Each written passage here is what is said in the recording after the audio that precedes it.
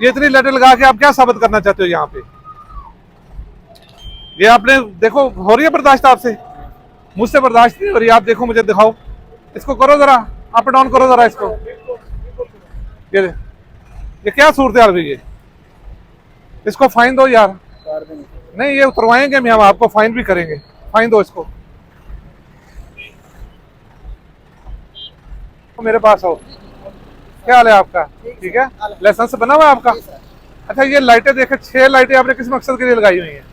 ये जो दो होती है ना, टेंट वास्ते। और ये 2 जो एक्स्ट्रा लगाई हैं, ये एक्स्ट्रा जो रात में रोड पे किसी पे जाते हैं नजर काम आता है ना लाइटों से। आपको नजर कम आता है? नहीं नहीं, आपकी आंखें ठीक है? जो आपके सामने लोग जा रहे हैं, मोटरसाइकिल वाला या कार वाला, उसको नजर आएगा फिर?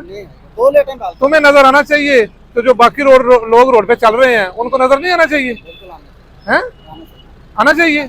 तो फिर तुमने क्यों लगाई हुई है ये? 2 लाइटें डालते हैं। और यही तो मैं तुमसे पूछ रहा हूँ ना, ये तुमने अपने नजर आने के लिए लगाई हुई ना, कि तुम्हें आगे से वो अपना नजर आए रोड ऐसे जैसे बस तुम अकेले जा रहे हो। हैं? हम सिंगल ही डालते हैं, कोशिश हमारी। लाइसेंस ले गए हो आपका किधर?